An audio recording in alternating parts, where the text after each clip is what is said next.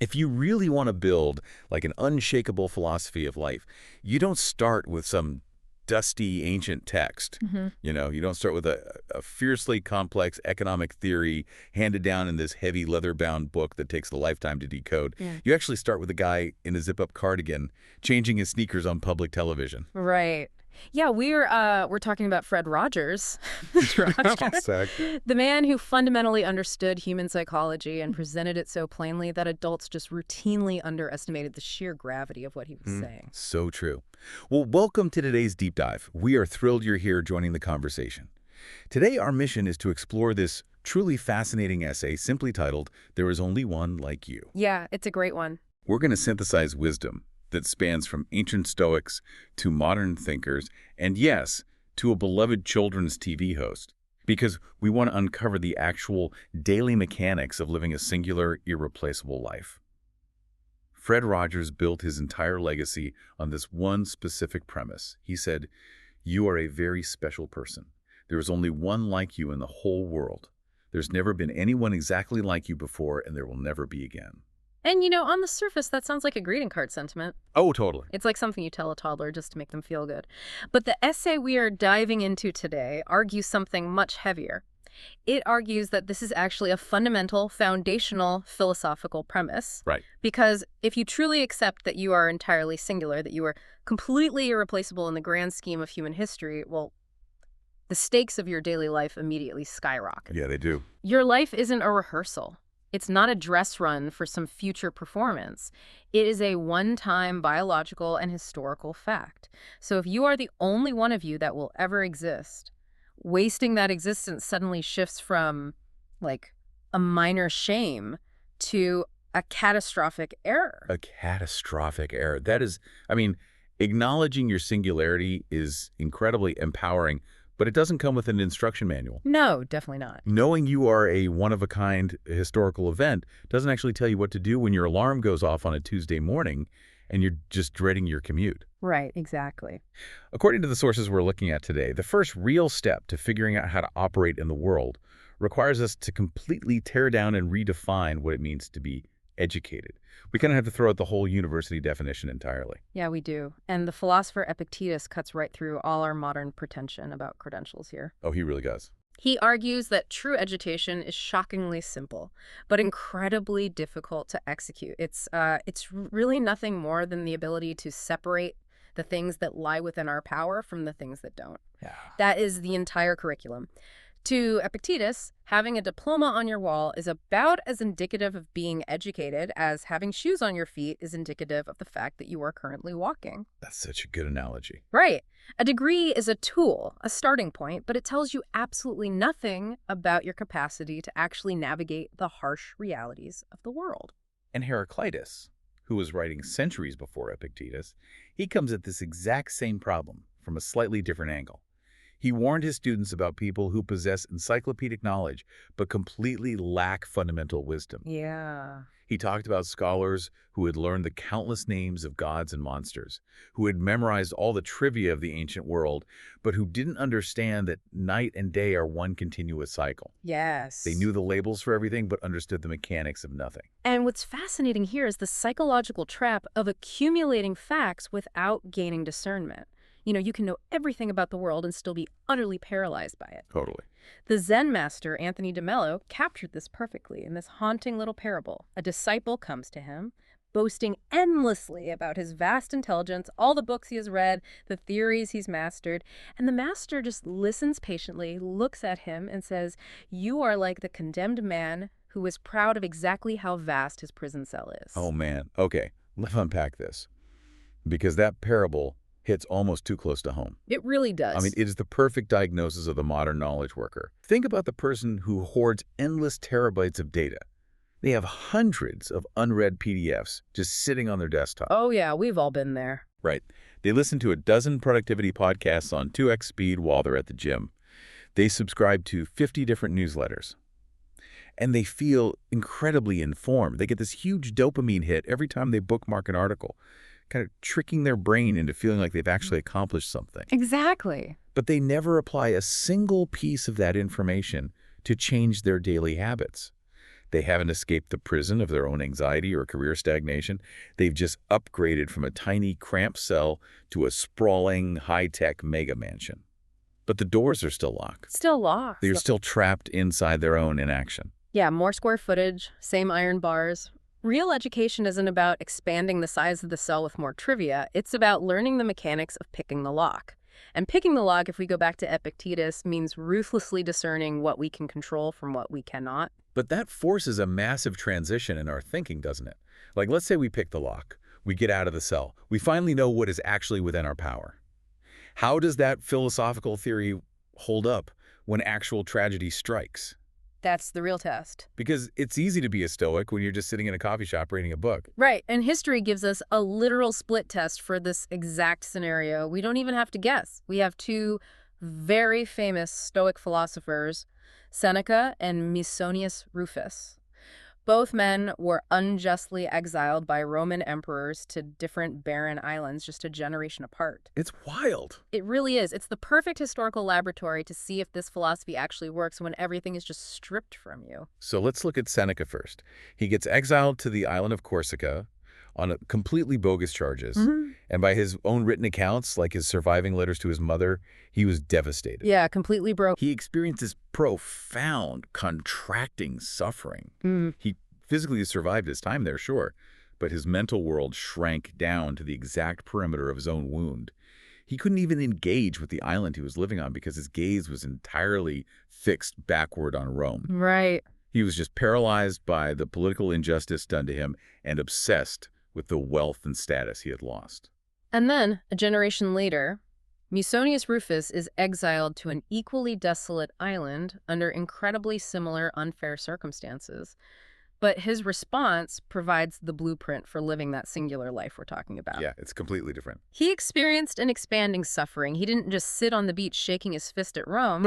He accepted that the emperor's decree was outside his control. That was a locked door of his cell. Right. So he looked at what was within his control, which was literally the dirt under his feet. And he got to work. He started teaching the local inhabitants. He physically dug into the earth and helped discover a natural spring that brought fresh water to a community that desperately needed it. He profoundly improved a place he never asked to be. And the author Seth Godin uses this river metaphor that perfectly explains the mechanics of what Musonius actually did. Godin says we should think of reality, especially harsh reality, like a river. Okay. Its essence isn't just the water, it's the sheer force of the current. And when things go terribly wrong, our human instinct is to build a massive, expensive dam. Right. We want to control it. Exactly. We want to stop the flow of reality. We want to yell, this shouldn't be happening. But building a psychological dam takes immense energy. You are fighting the entire weight of the river, and eventually, under that pressure, dams always fail. Yeah, and rather than building a dam, Godin argues you should dig a small channel, just a little trench to help the river go where it's naturally trying to go anyway. That makes so much sense. Right, because when you make it easier for the current to flow, the water responds. That small channel quickly becomes a torrent, and then it becomes the new path of the river itself. Musonius dug the channel. He found the natural spring and worked with the reality of the island instead of fighting the reality of his exile. I do have to push back here on Seneca's legacy, though. I mean, Seneca is arguably one of the most famous Stoic writers in all of human history. Millions of people still buy his books today to learn how to be mentally tough. They do, yeah. How could a guy who literally wrote the manual on mental resilience fail his own tests so miserably when it mattered most? The essay points out this devastating irony. Seneca wrote the most beautiful, moving prose about the danger of wasting time. Yet when the ultimate test came, he spent years wasting his time mourning a life he no longer had. It is the ultimate tragedy of the intellectual class. It proves that philosophical inspiration without daily architecture completely collapses under pressure. We love the story of Musonius because it's inspiring, sure. But Musonius didn't transform his island through sheer willpower or positive thinking. He used a highly specific mechanical architecture to turn his intentions into reality. And the essay identifies this underlying engine as the compound effect, which is a concept popularized by Darren Hardy. Yeah, the formula for the compound effects was pretty straightforward, right? Yeah. It's small, smart choices plus consistency plus time equals massive change. Yes. And the text emphasizes that the compound effect is not just some motivational metaphor, it is a literal mechanical description of how physics and reality function. Right? Musonius didn't find a spring and construct an entire Roman aqueduct system in a single afternoon. He woke up, he taught one lesson, he dug 1 foot of dirt, he helped one neighbor, and he just repeated it the next day. That's incredible. The legendary physician William Osler advised something identical.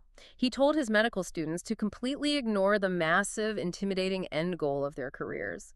He said, just focus earnestly on the little task at your elbow and let that be sufficient for the day. Oh, I like that. It's the exact mechanism behind the famous Chinese proverb. The best time to plant a tree was 20 years ago. The next best time is right now. Right. But the math of the compound effect doesn't really care about your feelings, does it? It has a much darker truth. No, it doesn't. It works just as powerfully in reverse. Small leaks sink massive ships. And that explains exactly what happened to Seneca.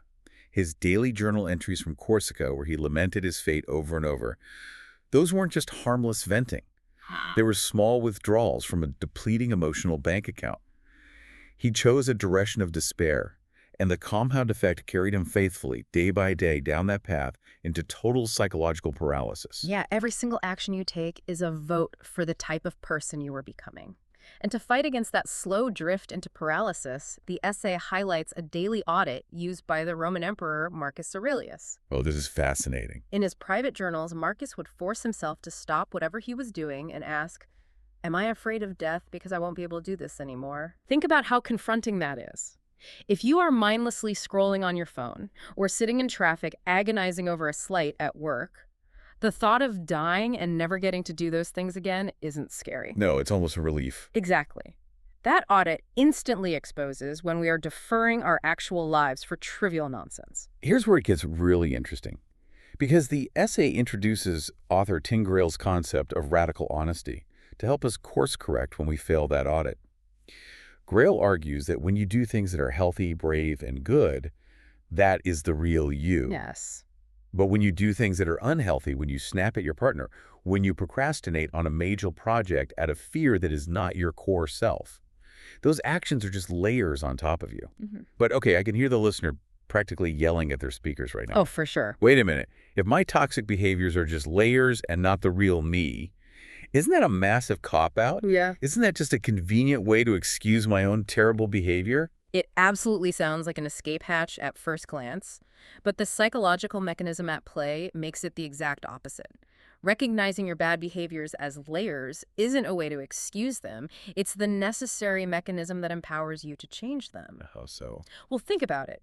If you believe you are fundamentally, at your core identity, a lazy or angry person, sustainable change is nearly impossible. You are declaring war on your own identity. No, that makes sense. Right. But if you practice radical honesty and say, at my core, I am a singular, capable person, and this procrastination is just a heavy layer of fear I've draped over myself today, then you can take the layer off. It separates the behavior from the identity, empowering you to actively choose to act from the core rather than playing the victim to the layer. That distinction makes complete sense. It preserves the integrity of that irreducible, singular self we talked about with Mr. Rogers at the very beginning. But, the architecture of the compound effect and focusing on our own core identity works really smoothly when we are sitting alone in a quiet room. The truest test of any life philosophy is what happens when other messy, irrational, unpredictable human beings enter the picture. Oh, yeah. That is the people question, Okay. because other people are the exact catalyst that usually causes us to abandon all the philosophy we've just spent hours studying. Seriously. The Daily Stoic highlights a brilliantly blunt observation about human hypocrisy here. Think about your own behavior in traffic. When you cut someone off or squeeze into a lane at the last second, you always have a perfectly rational excuse. Oh, of course. I'm running late. It's an emergency. Right. You have a headache, whatever. You judge yourself entirely by your intentions. But when someone else does the exact same thing to you, it registers as a massive moral failing. Oh, they're the worst person on earth. Exactly. They are fundamentally a selfish, terrible person. You judge them entirely by their actions. And Marcus Aurelius understood this cognitive bias deeply. His strict rule for dealing with others was to aggressively give them the benefit of the doubt. The golden rule, treating others how you want to be treated, is incredibly easy to preach when everyone is behaving politely. Yeah, of course. But it is the hardest but most vital thing in the world to practice when the chips are down and someone is actively making your life difficult. Which leads to one of the most challenging aphorisms in the entire essay, which is trust first. Oof. Yeah, the logic behind trusting first isn't naive optimism, though. It is highly calculated. Yes, if you extend trust first, someone can and eventually will prove themselves unworthy of it. You will get burned. Right. But the philosophy argues that the cost of misplaced trust is actually significantly lower than the isolating, soul-crushing cost of constant suspicion. Suspicion is a cancer to connection. So what does this all mean for the listener who has been burned repeatedly, maybe in bad relationships or by toxic bosses? Trusting first sounds like a recipe for getting taken advantage of all over again. If we connect this to the bigger picture, extending trust is the absolute necessary cornerstone of a singular life. Think back to Seth Godin's metaphor of the river. Okay. If you have been betrayed, your natural protective instinct is to build a massive emotional dam. You want to stop the water from ever getting in again, so you micromanage your employees, you hold your partner at arm's length, you absolutely refuse to be vulnerable. Yeah. But Godin warned us about dams. They are exhausting to maintain. You spend all your energy monitoring the concrete for cracks, and eventually the pressure of a life lived in isolation builds up, and the dam catastrophically fails. Wow. Trusting first is the terrifying act of dropping the dam. It's digging the small channel. It allows the current of human connection to flow, accepting that a little debris will inevitably get in from time to time. And the stakes for how we handle this vulnerability are incredibly high, especially regarding the next generation. The essay brings in financial expert Rachel Cruz, who notes that more is caught than taught. Yes, absolutely. The people around us, especially children, do not learn from the eloquent lectures we give them about values. They absorb the reality of who we are. They watch how we handle the debris in the river. And the economist Brian Kaplan captures the mechanics of this beautifully in his approach to homeschooling his 4 children. He tells them explicitly, "You are not an interruption of my work. You are my work." That's so powerful. It really is. He shifts the human interaction from being a barrier to his goals to being the goal itself. Ernest Hemingway defined love in a way that aligns perfectly with this. He said, "Love is simply the wish to do things for, to sacrifice for, and to serve." Right. It's not about waiting for ideal circumstances or having the perfect tools. Musonius Rufus had 0 tools on his island. He just had a willingness to be useful to the people standing right in front of him. As the essay rightly notes, it's the worker, not the tool. Knowing how to handle your core self and extending vulnerability to others sounds brilliant in a studio. But as we established at the very beginning, hoarding philosophical concepts without applying them just builds a nicer prison cell. How do we actually apply this every single day when our carefully laid plans inevitably fall apart? Well, the essay closes by examining the daily test. The great illusion most people fall into is believing that adopting a philosophy is supposed to make you a perfect, unflappable human being. Oh, yeah, like a robot. Right. And the illusionist Darren Brown had a profound realization about his own study of Stoicism. He used to treat it like a flawless, rigid doctrine. If he got angry, he felt he had failed the philosophy entirely. Interesting. But he realized that rigidity is a trap. He now views Stoicism as a toolkit. It provides incredibly high values that you will never perfectly meet, and it teaches you how to navigate a messy world that will absolutely never live up to your expectations. Realizing you won't be perfect isn't a defeat. It is the definition of maturity. I love that shift in perspectives, like comparing this entire philosophical approach to a mechanic's multi-tool instead of a straitjacket. Yeah, great analogy. Because if you're wearing a philosophical straitjacket, you are completely rigid. The moment a project goes off the rails or someone insults you, you panic because your arms are tied. But if you have a multi-tool, you walk into the garage expecting problems. Exactly. If the wrench slips and you bust your knuckles, you don't drop the tool and declare yourself a total failure as a mechanic. You just calmly wipe off the grease, evaluate the new problem, and pick up a different tool from the kit. Maybe you need Marcus Aurelius's empathy tool today, or Musonius's action tool tomorrow. And you constantly need to swap those tools because, as the leadership author Simon Sinek bluntly puts it, you must always plan for the fact that no plan ever goes according to plan. Right. You have to trust the specific path you are carving. When you look at thinkers as wildly different as the novelists Paulo Coelho and Jane Austen, they both arrived at the exact same conclusion regarding this. Walking your own singular path doesn't require you to prove anyone else's path wrong. You own your weirdness, your specific channel in the river, without trying to force your style of living as the mandatory rule for anyone else. Which brings us to the ultimate release valve for this entire process. When you are frustrated, when the multi-tool isn't working, when the layers of bad habits feel incredibly heavy, you turn to the profound wisdom of Anne Frank.